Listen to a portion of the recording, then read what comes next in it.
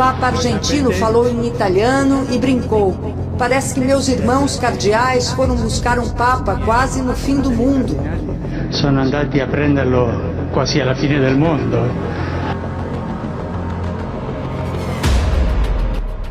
Eu sou o doutor Padre Paulo Renato Dornelles, da comunidade escatológica Quíria, e acuso, por meus sermões publicados em vídeos desde 2016, acuso formalmente Francisco de ser um antipapa.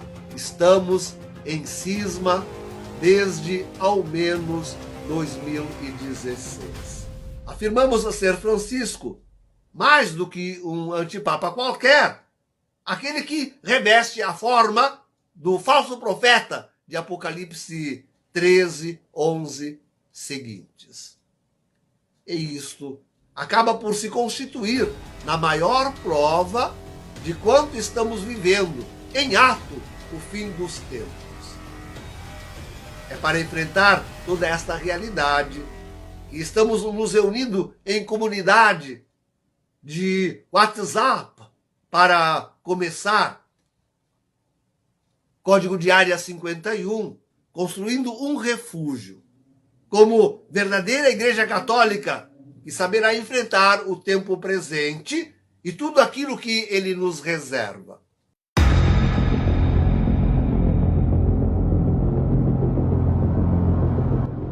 Um grupo de católicos conservadores está divulgando documento em que acusa o Papa Francisco de heresia. Descontentes com as posturas progressistas do Papa, os conservadores estão dispostos a pedir a deposição de Francisco pelo Colégio de Cardeais da Igreja Católica. A análise é do comentarista internacional Flávia Aguiar. Não é a primeira vez que um documento mais ou menos dessa natureza vem à luz, já é o terceiro nos últimos anos. E as acusações contra o Papa têm, sobretudo, algumas constantes. Primeiro, na questão dos costumes, aquilo que os conservadores veem com uma tolerância excessiva com relação a pessoas divorciadas, a homossexuais e inclusive a mulheres que praticaram o aborto. Mas existem outros problemas também.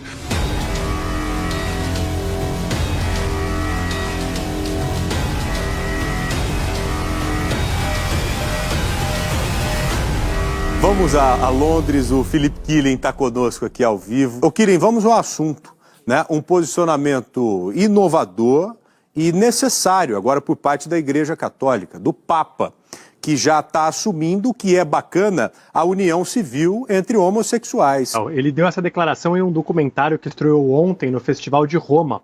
O filme Francesco é uma obra sobre a vida do pontífice e o Papa Francisco afirmou que casais homossexuais devem ter o direito de firmar uniões civis e formar uma família. Esse é o comentário mais explícito que ele já fez sobre relacionamentos homossexuais. Francisco tem se mostrado um papa que deseja modernizar a Igreja Católica em vários sentidos. Desde quando ele era arcebispo de Buenos Aires, já defendia a lei de união civil para casais homossexuais, porque aí eles podem ter proteção legal. Em 2003, a Congregação para a Doutrina da Fé do Vaticano afirmou que o respeito pelas pessoas homossexuais não pode levar de forma alguma à aprovação do comportamento homossexual ou reconhecimento legal das uniões homossexuais. Mas o Papa Francisco deu uma declaração histórica que mostra que a Igreja Católica está mais aberta. Claro, está se atualizando, está se aperfeiçoando, o mundo vai mudando.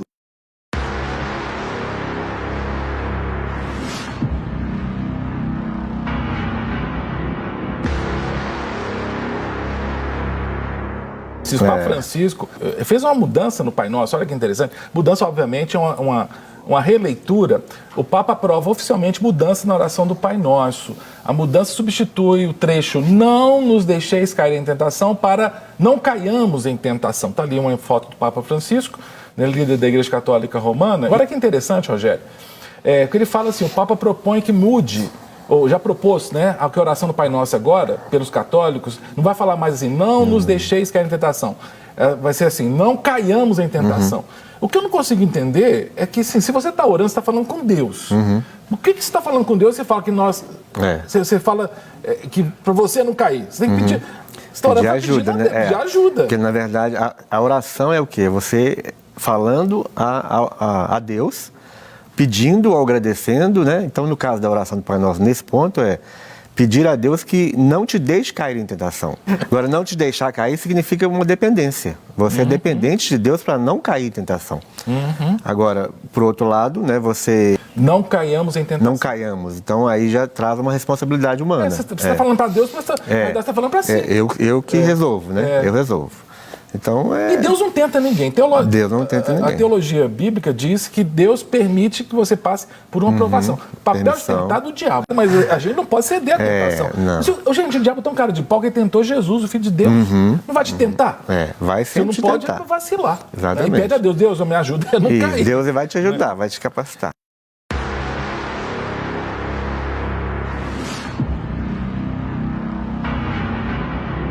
Queridos amigos, antes de começar esta minha palestra, permitam-me estender os meus sinceros cumprimentos a todos vocês. Pela primeira vez em mais de 2 anos, eu estou falando direto e pessoalmente a todos vocês através desta mensagem de vídeo, que foi produzida alguns dias antes do Congresso de Identidade Católica de 2020. Como vocês podem ver muito bem, eu estou bem de saúde e ainda estou muito melhor espiritualmente. O tema desta minha palestra é como a Revolução do Vaticano II serve à nova ordem mundial. Ambos os tempos estão conectados, seja nos princípios que os inspiram, também nos objetivos que eles desejam alcançar. Uma justa e objetiva análise da presente situação deixa perceber a perfeita coerência entre a evolução da estrutura política global e o papel que a atual Igreja Católica tem assumido no estabelecimento da nova ordem mundial. Nós sabemos que o projeto da nova ordem mundial consiste no estabelecimento de uma tirania maçônica. Este projeto tem as suas origens na Revolução Francesa, na era do Iluminismo. Ela seria a realização do plano diabólico da cidade do diabo em oposição à cidade de Deus, conforme segunda carta aos Tessalonicenses, capítulo 2, versículos 6 e 7. E a Sagrada Escritura nos adverte que na manifestação do Anticristo, este obstáculo, ou caterro, vai deixar de existir.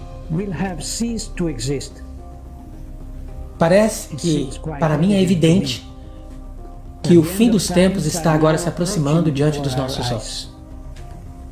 Uma vez que o mistério da iniquidade se espalhou através do mundo, nesses tempos extraordinários, nós podemos ouvir um Papa enganar os fiéis.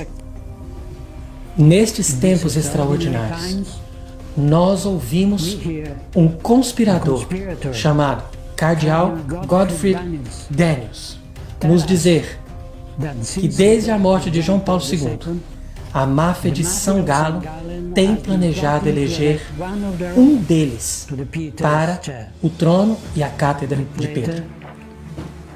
E isso acabou mais tarde se concretizando na pessoa de Jorge Mário Bergoglio. E assim como acontece na natureza, esse eclipse não vem de uma vez. A luz vai passando para as trevas quando um corpo celeste vai se inserindo na frente do Sol. E isso acontece de uma forma lenta, mas num processo inexorável, até cobrir completamente o Sol, gerando um cone de sombra que se projeta sobre a Terra. Agora nós nos encontramos nesta sombra doutrinal, moral, litúrgica e disciplinar.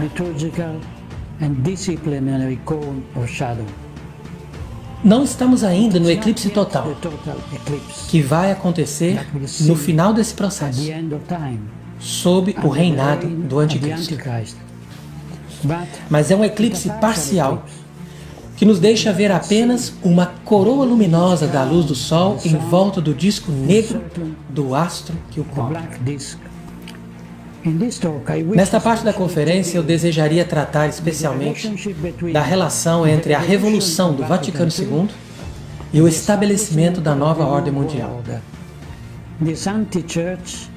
Quando esta anti-igreja estiver plenamente estabelecida no total eclipse da Igreja Católica, a autoridade desses seus líderes, ou seja, dos chefes dessa anti-igreja, vai estar totalmente dependente e subordinada ao poder da nova ordem mundial, que, por sua vez, não vai tolerar nenhuma divergência do seu próprio credo e da sua vontade, e implacavelmente vão taxar de dogmatismo, fanatismo e fundamentalismo qualquer sacerdote ou intelectual. Seguindo esse caminho, a Igreja Subterrânea vai continuar a reivindicar para si a marca registrada de Igreja Católica, mas sendo, na verdade, uma falsa igreja escrava do pensamento da nova ordem. Ela se apresenta como aquela sinagoga dos judeus que, depois de ter negado o reino de Cristo diante de Pilatos, foi escravizada pela autoridade civil daquele tempo. Nós não temos outro rei senão César. Hoje é César que nos comanda. Ele é o mesmo que nos manda fechar as igrejas, usar máscara e suspender celebrações. Da mesma forma, eu cito da Fratelli Tutti, quando ele diz que um povo dinâmico e vivo, um povo que tem futuro, é aquele que está constantemente aberto para uma nova síntese. E cito também, quando ele diz que a igreja é uma casa com as portas abertas. O mesmo acontece com a sociedade aberta, desejada por Soros, ambos numa ideologia globalista e numa sintonia tão impressionante que chegam quase a constituir um perfeito balanço entre uma coisa e outra, de tal forma que essa religião aberta está em perfeita consonância com as intenções do globalismo. Através desses encontros políticos para um novo humanismo, abençoado pelos líderes da igreja, se desenvolve a inteligência progressista, ou a propaganda verde. Eu gostaria de enfatizar que atribuir uma identidade pessoal à natureza, quase que revestida de intelecto e vontade, é o prelúdio da sua divinização. A anti-igreja nasce da união impura entre a igreja e o mundo, entre a Jerusalém celeste e a Babilônia infernal. Notai bem, a primeira vez que um pontífice mencionou as palavras novo humanismo foi nessa sessão final do Vaticano II. E hoje nós vemos essa expressão repetida como se fosse um mantra por aqueles que a usam como uma perfeita e coerente expressão da sua mente revolucionária forjada no Conselho. Sempre em vista dessa comunhão de intentos entre a nova ordem mundial e a anti-igreja. Devemos também nos lembrar do Pacto Global da Educação, um projeto designado por Bergoglio para ser promovido em colaboração com as Nações Unidas. Cito, para promover uma mudança de dimensões planetárias, precisamos começar pela educação, que é a criadora de fraternidade, de paz e de justiça. A linha de fundo de tudo isso é essa, que a anti-igreja, com a sua ideologia dominante do mundo moderno, estabelece uma real cooperação com os poderosos representantes do Deep State, ou seja, o Estado subterrâneo. Com esses seus trabalhos, eles pretendem criar também uma economia sustentável envolvendo Jorge Mário Bergoglio, Bill Gates, Jeffrey Sachs, John Elkann, para mencionar apenas alguns. Eu ainda vos lembro que nos documentos maçônicos da Alta Venda, desde o século XIX, se deixa claro que uma infiltração de maçons dentro da igreja foi bem planejada. Eu cito o documento. Vocês também devem conquistar amigos e levá-los até os pés da Sé Apostólica. Vocês irão pregar os princípios da revolução com a tiara e a capa, em procissão, sob a cruz e os estandartes, e nesse dia a revolução precisará de muito pouco para colocar fogo nos 4 cantos do mundo. O Papa Francisco, no ano de 2015, escreveu a sua famosa encíclica Laudato Si. E nesse livro jaz o verdadeiro plano. Nas primeiras páginas da encíclica, o Papa Francisco declara que o clima pertence a todos, é para todos, porque é um bem comum. Ele também declara que o clima precisa de apoio urgente por causa das emissões de dióxido de carbono e outros gases poluentes que os humanos causaram. A sua primeira solução para reduzir esses gases é fazer com que fique mais caro comprá-los. A primeira nação a aderir foi a França em novembro de 2008. O presidente Emmanuel Macron aumentou o preço dos combustíveis em 7,6 centavos por litro ou 30 centavos por galão. O presidente da França, por assim fazer, seguiu com a ordem do Papa. Agora não deveria ser uma surpresa, porque o presidente Macron é o ex-banqueiro Rothschild, que foi educado sob os jesuítas. No ano de 2008, Macron foi contratado sobre os Rothschilds e rapidamente cresceu de um analista para sócio 2 anos depois. Macron começou sua campanha para presidente e subsequentemente ganhou o apelido de candidato dos Rothschild. Macron foi apoiado pelo banco e ganhou a eleição. O Papa Francisco congratulou seu novo jogador. O Papa e o presidente se encontraram em particular por quase 1 hora. Os 57 minutos que Macron passou com o Papa Francisco se tornaram o tempo mais longo que o Santo Padre gastou com o líder de uma nação.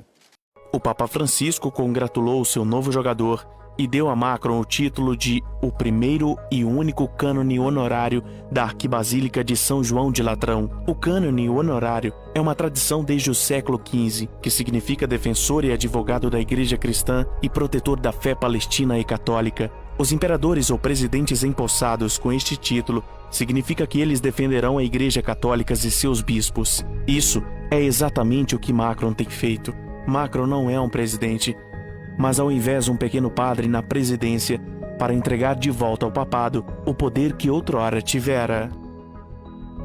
Da sua encíclica, descobrimos suas supostas soluções para os problemas do mundo, que é uma trama, uma imagem do governo teocrático do Vaticano. O Laudato Si do Papa Francisco declara o seguinte: Domingo. Assim como o sábado judeu é designado ser um dia que cura o nosso relacionamento com Deus, com nós mesmos, com outros e com o mundo. Assim, o domingo preserva a ação humana de retornar um ativismo vazio.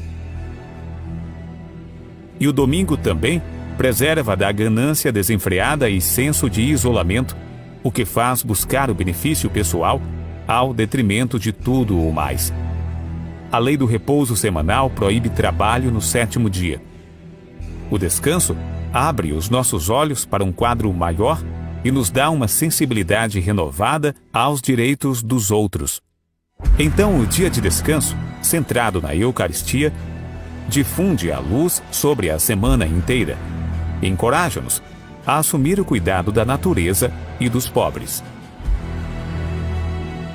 Para que a agenda do Papa Francisco seja implementada, o governo terá que se tornar o intérprete autoritário das Escrituras para todos os cidadãos do país, ou terá então que se colocar no lugar de Deus e autoritariamente declarar que a observância estabelecida pelo Estado. É vero que não sempre le cose che sembrano giuste per tutta l'umanità saranno giuste alle nostre tasche, ma si deve obbedire alle istituzioni internazionali, le Nazioni Unite che riprenda quello, no?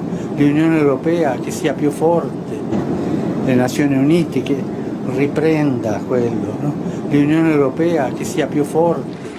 Sim, muito bom dia, Liliana. Bem, como ele disse que fez uma grande reflexão, um diagnóstico desse fim de hegemonia ocidental no mundo e disse que havia uma necessidade urgente de uma nova ordem mundial. E Macron vê a Europa e a França desempenharem um papel principal dentro dessa nova ordem mundial.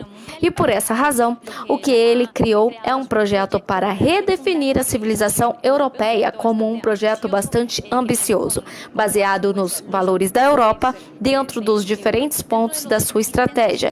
Hace un momento hablé de la tendencia a una globalización. La globalización no es mala. Al contrario, la tendencia a globalizarnos es buena, nos une. Lo que puede ser malo es el modo de hacerlo.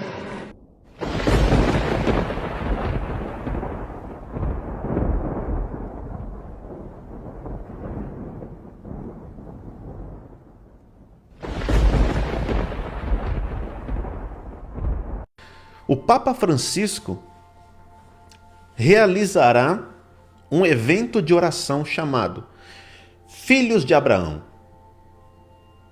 Só que o local onde ele fará este evento de oração é o local, no antigo local disso aqui, ó, leia. Eu não posso ler aqui, né? Mas leia o que está na tela aqui que eu grifei. Contra os pequenos, no Iraque. E sem representação judaica. Né? Muito bem. Aí o que acontece? Presta atenção agora. Primeira visita papal ao Iraque. Filhos de Abraão. Mas onde está Jacó? Deixou Jacó de fora. Em 5 de março, eu acho bom isso, viu? O Papa Francisco fará história como o primeiro Papa a visitar o Iraque. Durante sua visita de 4 dias, ele realizará um serviço de oração, olha agora, interreligioso em um zigurate. Um antigo local mesopotâmico construído no século 21 antes da Era Comum, que eles colocam, né? Antes de Cristo. Agora, preste atenção, vou dar um pause aqui. O que é o zigurate?